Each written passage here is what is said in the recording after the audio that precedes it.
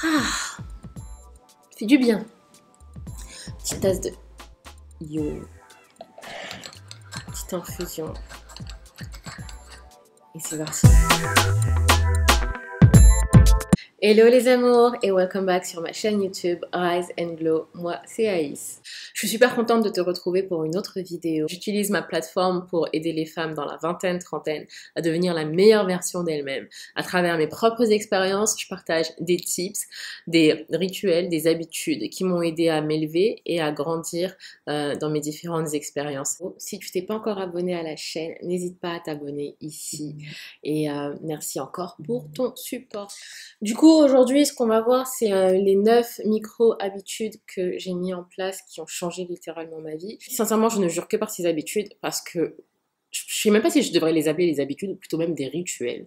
Parce que c'est vraiment un temps pour moi qui m'a permis de m'élever, que ce soit mentalement, spirituellement ou physiquement. Il n'y a pas forcément d'ordre, donc je les suis au fur et à mesure de la vidéo. La première habitude qui a impacté ma vie, ça a été de m'élever personnellement. Donc l'élévation personnelle, pour moi, ça se fait sur 3 étapes. Ça va se faire sur le journaling, la gratitude et tout ce qui est podcast et livres. Donc je parle beaucoup du journaling sur mes réseaux sociaux, aussi ici sur YouTube depuis que j'ai commencé. Comment la pratique quotidienne a clairement impacté ma vie. Ça fait maintenant un peu plus d'1 an que je pratique quotidiennement le journaling. Bien sûr, parfois il y a des loupés, il y a des jours où je journale pas et c'est ok. Mais quand je compte sur 365 jours, j'ai vraiment journalé une bonne partie de l'année et ça j'en suis super fière parce que c'est quelque chose que je ne faisais pas forcément avant et à un moment j'ai eu besoin d'écrire, d'extérioriser ce que je ressentais à l'intérieur de moi. Ça m'a permis d'avoir une clarté mentale, de savoir réellement et mettre des mots sur les émotions que je ressentais et me connaître aussi vraiment moi-même. Il y a des traumas que j'ai pu débloquer juste en journalant. Bien sûr ça demande énormément de travail sur soi mais bon c'est... En même temps, c'est pas simple, bien sûr, parce qu'il y a certaines choses que l'on fait sans savoir qu'on les fait, parce que voilà, ça a été un automatisme pour soi. D'ailleurs, j'ai créé un guide pratique sur comment journaler en 5 étapes. C'est disponible ici dans la description box pour pouvoir justement t'aider à commencer ta routine sur comment journaler et débloquer, avoir une clarté mentale et surtout te connaître toi-même. Ça ne peut que t'aider, que ce n'est que positif de l'intégrer dans sa routine. Tu peux journaler le matin comme le soir en fonction de tes envies et ce avec quoi tu es beaucoup plus confortable. Il y a des fois où je journale le matin et il y a des fois où je vais journaler le soir. Donc ça dépend vraiment de ma journée. Je préfère en général journaler le matin parce que voilà, je commence vraiment ma journée plutôt bien, dans un bon mood, où je suis ok, mes émotions c'est externalisé, je suis bien, j'ai compris et j'avance en fait sur un pas où c'est ok. C'est toujours ok et vos émotions, sachez, elles sont toujours valides, d'accord, qu'importe ce que vous ressentez. L'élévation personnelle pour moi donc c'est fait par le journaling mais elle s'est également faite par l'apprentissage d'un nouveau savoir ou l'apprentissage d'une nouvelle expérience ou d'une nouvelle connaissance, qu'importe, une nouvelle chose. Et ça se fait pour moi via les livres de développement personnel ou les podcasts. Donc ces 2 options me vont personnellement très bien. Parfois j'ai pas le temps de lire, donc voilà, écouter une vidéo ou écouter un podcast, ça me va très bien. Je peux faire autre chose en même temps, ranger, écrire, préparer les scripts par exemple pour YouTube et en même temps écouter. 3e point par rapport à cette partie-là, ça va être exprimer mes gratitudes tous les jours. Tous les jours avant de me coucher, je fais ça en général avant de me coucher. Je cite 10 choses pour lesquelles j'éprouve de la gratitude. J'ai un toit, j'ai eu à manger, j'ai eu à boire. Ça peut être des choses super minimes, mais en fait qui sont quand même là en fait. Il y a certaines personnes qui malheureusement n'ont pas accès à ce qu'on pense qui est minime. Et se rappeler ça, pour moi, permet d'être encore plus sensible à ce à quoi nous avons accès. J'ai eu accès à de l'eau potable, certaines personnes n'ont pas accès à de l'eau potable. Donc ça peut être des choses super minimes comme ça peut être des choses un peu plus grandes. 2e habitude, et ça c'est quelque chose que j'applique depuis que je suis assez petite pour être honnête. Enfin, c'est surtout ma mère qui me forçait. à le faire et au final je vois que c'est quelque chose qui sert, c'est de ranger, mais surtout de se débarrasser des choses qu'on n'utilise plus. Ce que je fais personnellement, c'est que je donne. Je donne des vêtements que je n'utilise plus. Franchement, tous les 3-4 mois, je fais un gros cleaning dans mes affaires et je regarde tout ce qui est vêtements que je ne porte plus ou que je pense que j'allais porter, je donne. Tout ce qui est vêtements que je me dis, ouais, c'est petit, mais j'attends cette occasion et X, Y raison, je donne. Oui, mais ça fait longtemps en fait que je ne l'ai pas porté, mais je suis sûre que je vais le porter pour cette occasion-là. Je donne. Et au début, c'est difficile, mais une fois que vous avez pris l'habitude, ça fait trop du bien. C'est comme si ça me donnait également cette clarté mentale de donner et de ranger et d'arranger mon espace. C'est vraiment cette réorganisation externe qui permet en quelque sorte, pour moi en tout cas, d'avoir cette réorganisation interne.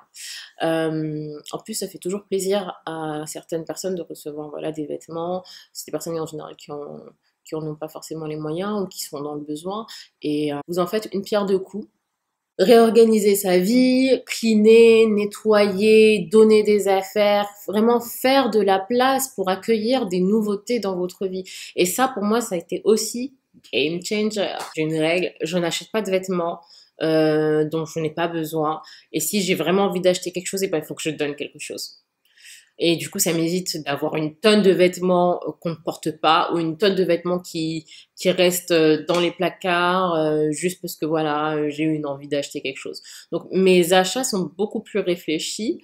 En tout cas, j'essaye au maximum. Bien sûr, il y a des achats un peu compulsifs, mais en tout cas, j'essaie vraiment de réfléchir avant d'acheter une pièce. Non, mais en fait, j'ai un truc comme ça à la maison, ça sert à rien.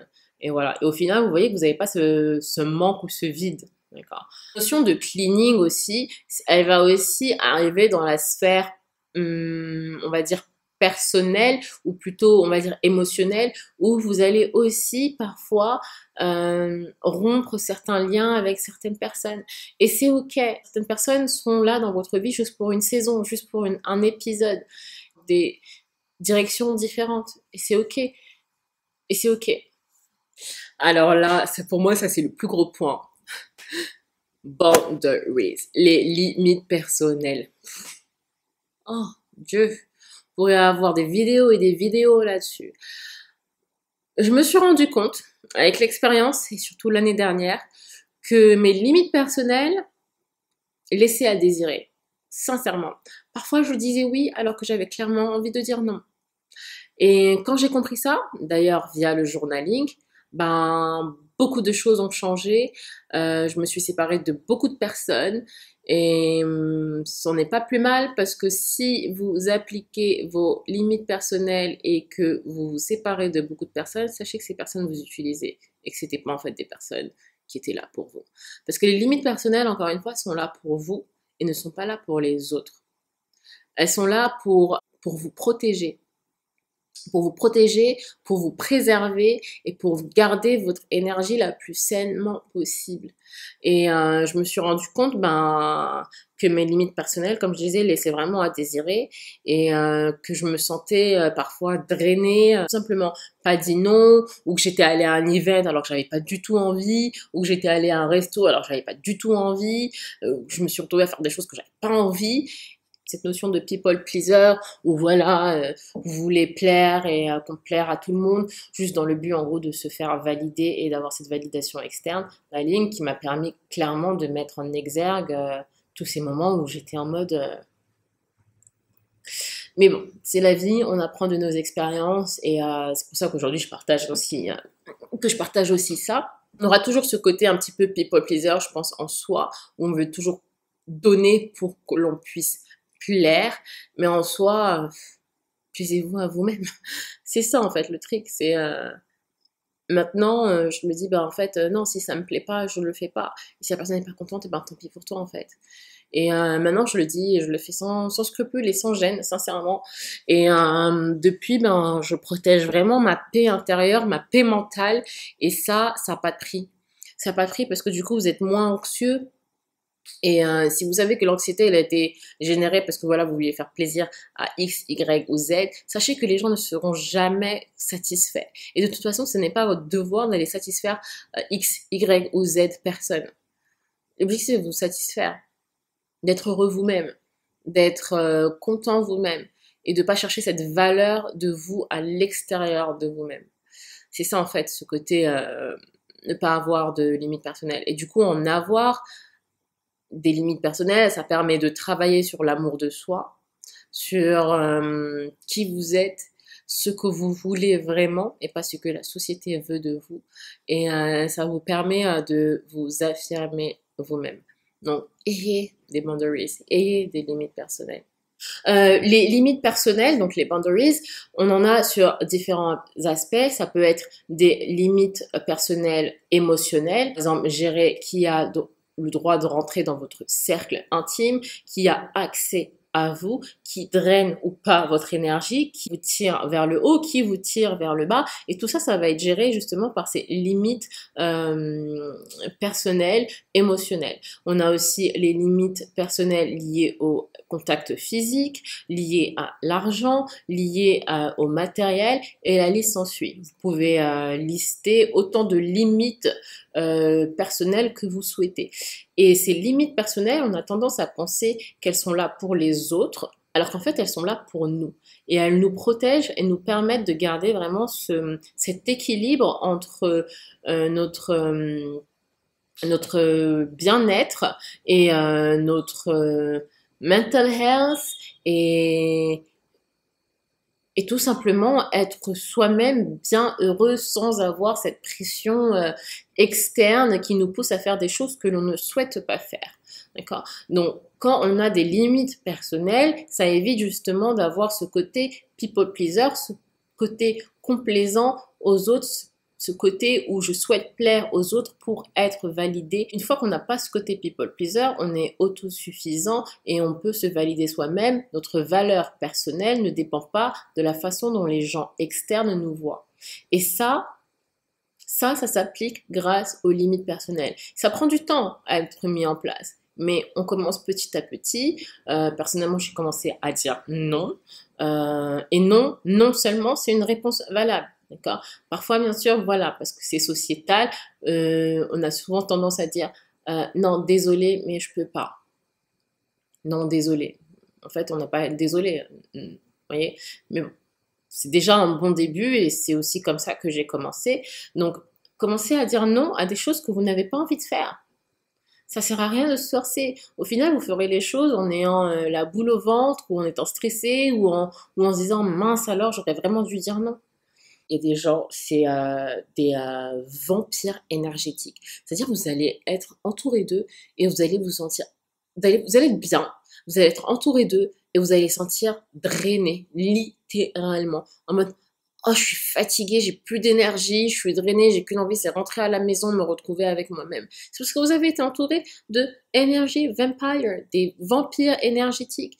Et ce sont en général des personnes négatives, des personnes qui ne voient que le verre à moitié vide, qui sont pessimistes. Et ça, mon Dieu, mais éloignez-vous de ces gens-là. Éloignez-vous de ces gens-là. Ils n'apporteront que du mal dans votre vie. Ou en tout cas, une vision plutôt néfaste de la vie alors que vous étiez une personne plutôt joyeuse. D'accord?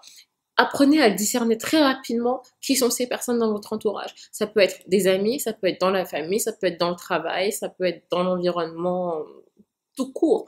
Et j'en avais aussi dans ma vie. Et les limites personnelles aussi vous aident justement à vous en débarrasser très rapidement.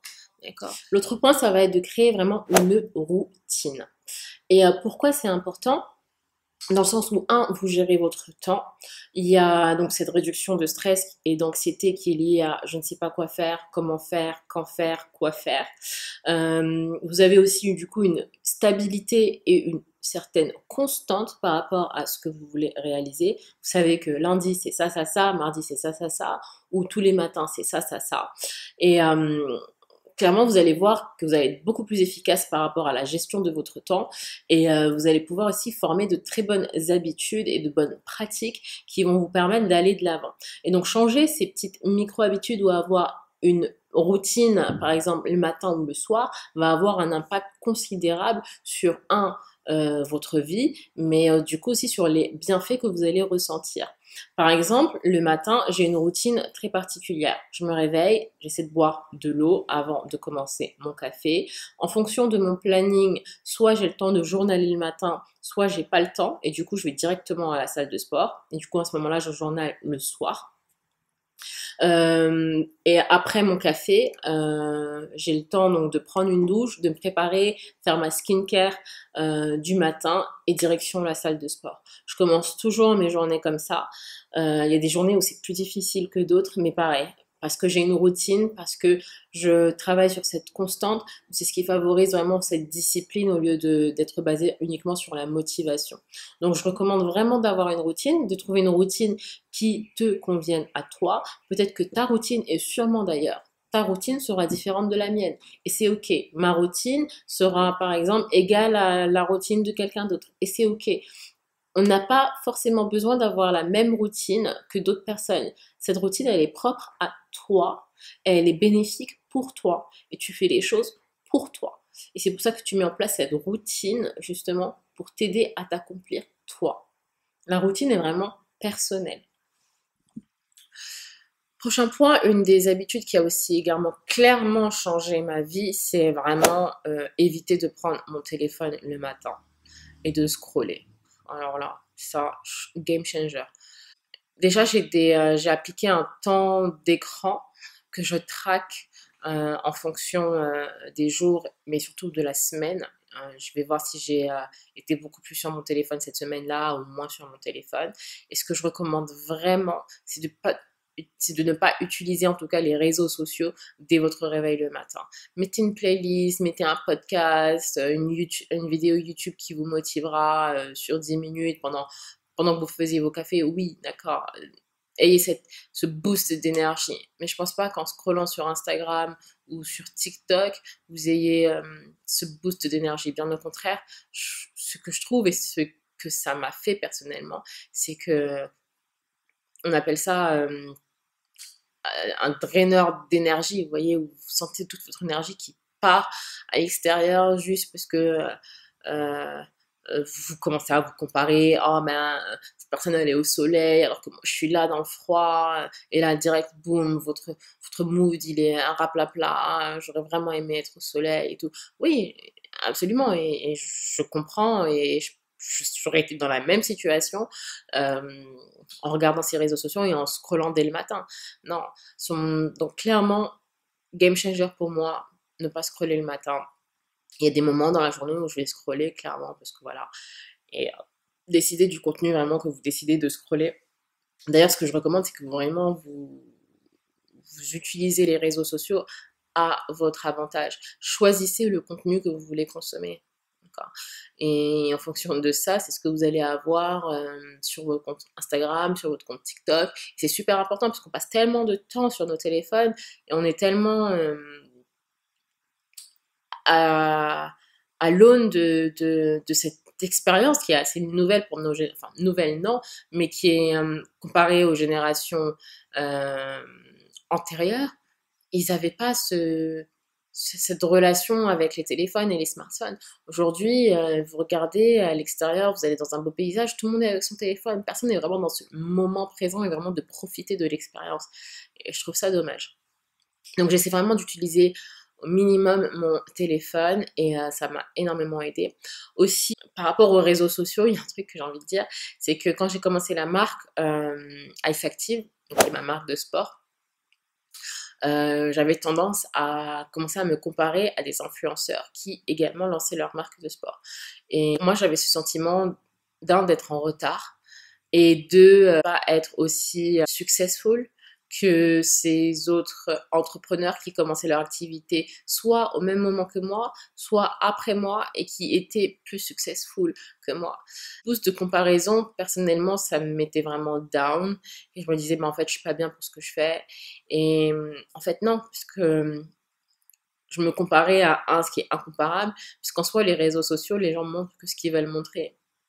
Vous voyez une personne qui sourit, ça se trouve, une fois qu'elle a arrêté sa story, elle est en train de pleurer.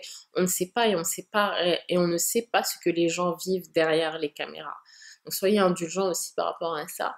Et du coup, moi, sans pitié, sincèrement, j'ai commencé à unfollow pas mal d'influenceurs dans ce sens-là, où je sentais que ma confiance à pouvoir créer des choses était moindre, tout simplement, avec toute honnêteté. Donc, n'hésitez pas à cleaner également vos réseaux sociaux, cleaner ce que vous suivez. Pour limiter aussi mon temps d'écran, ce que je fais, c'est que j'utilise vraiment les fonctionnalités de mon téléphone. Et vous avez des modes, par exemple, ne pas déranger, focus, et j'ai rajouté et personnalisé.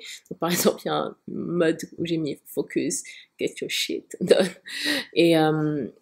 Et ce que je fais, c'est que en fonction des tâches que j'ai à appliquer, je vais activer les modes. Très souvent, je suis en ne pas déranger. Comme ça, je ne reçois pas de notification, pas d'appel, et j'arrive vraiment à me concentrer et rester focus sur les tâches que j'ai envie d'appliquer. Et ça a été aussi un game changer. C'est des petites habitudes, vous voyez, qui vraiment permettent de changer et d'impacter votre ressenti ou votre expérience. Le prochain point, c'est la planification. On avait déjà parlé dans une de mes vidéos et le dimanche, en fait, ce que je fais, c'est que j'organise ma semaine en fonction des objectifs que je me suis fixés. Donc, je sais que, par exemple, lundi, comme aujourd'hui, je vais shooter une vidéo pour YouTube et sur certains jours, par exemple, mardi, mercredi, je sais que je vais éditer la vidéo. Et tout ça, je planifie dans ma semaine. Je sais que je vais planifier aussi mes entraînements, quel type d'entraînement je vais faire, quel type d'exercice, planifier d'autres activités professionnelles, d'accord, qu'importe, familiales, amicales, vous pouvez tout planifier en soi, d'accord. Ça vous permet d'avoir une plus grande visibilité sur votre temps. Pour moi, le temps, c'est vraiment quelque chose de super important parce que c'est la seule chose qu'on ne contrôle pas, dans le sens où on ne peut pas faire machine arrière. Donc, gérer mon temps, pour moi, est très important. Et je n'aime pas gaspiller justement mon temps pour des futilités. Donc, organiser et planifier ma semaine me permet justement d'optimiser mon temps et de le gérer à bon escient pour toutes les activités que je souhaite mettre en place. Je planifie ma semaine le dimanche, ça me prend franchement 15 minutes à 20 minutes maximum.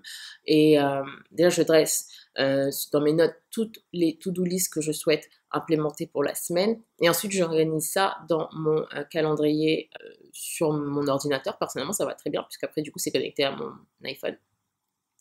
Et comme ça, vous avez un tracking de ce que vous devez appliquer pour la semaine. Et franchement, je ne peux que recommander, puisque vous réduisez l'anxiété de je sais pas quoi faire, ou je sais pas comment je vais m'organiser, ou qu'est-ce que je fais maintenant. Deux, vous vous sentez plus d'attaque en mode ok, aujourd'hui je sais que j'ai ça. Et ça vous permet de rester focus sur les tâches que vous souhaitez réaliser par rapport à ce jour-là. Et arrivé le vendredi soir ou le samedi, vous avez vraiment ce sentiment d'avoir accompli des choses la semaine. Donc, planifiez. Prochain point, c'est de lister ce qui est important pour vous. Organisez vos priorités par rapport à ça.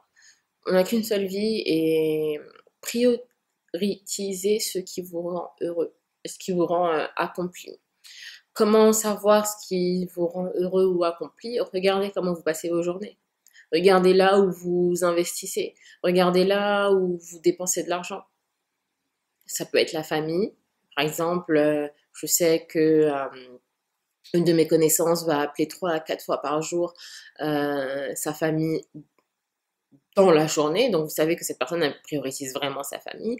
D'autres personnes vont prioriser le travail, d'autres personnes vont prioriser leur mental health. Ça dépend, il n'y a pas de comparaison à faire, il n'y a pas de meilleur ou moins bien, absolument pas. Prioritisez ce qui est important pour vous.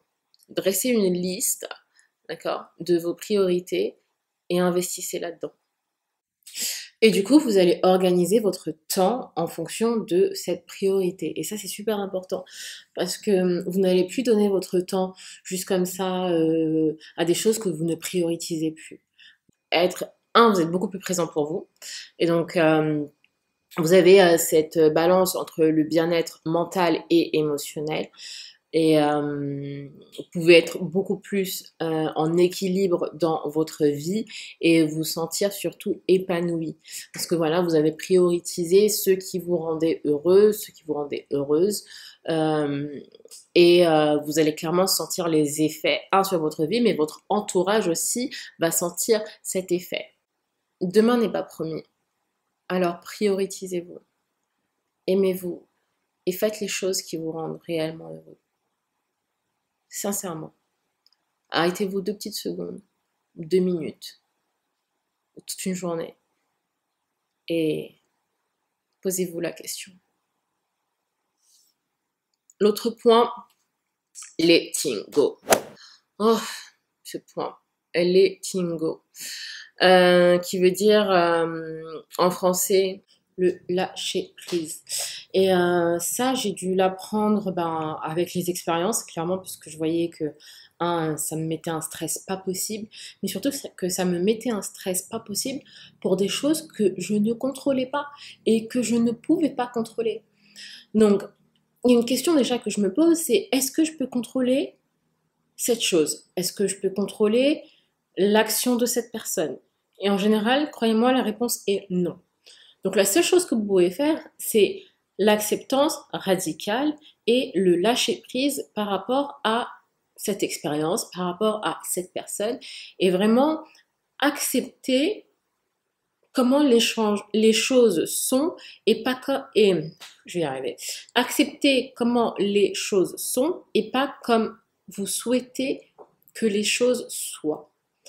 Et ça, pour moi, ça a été encore un game changer. Et en pratiquant le letting go, qui n'est pas du tout facile, j'ai quand même réussi à réduire mon stress pour ne pas gérer des choses qui ne sont pas à ma portée et dont je ne suis pas responsable et que je ne peux pas contrôler. Avoir aussi une meilleure santé, parce que voilà, vous réduisez le stress, vous avez une meilleure santé, vous vous sentez beaucoup mieux. Vous augmentez aussi cette résilience parce que voilà, vous savez que certaines choses, par exemple, ne vont pas dans le sens que vous souhaitez, mais ça ne vous empêche pas d'aller de l'avant. D'accord? D'aller de l'avant, malgré certaines chutes, malgré certains désespoirs que vous avez, vous allez quand même de l'avant et vous lâchez prise par rapport à ces événements que vous ne pouvez pas contrôler.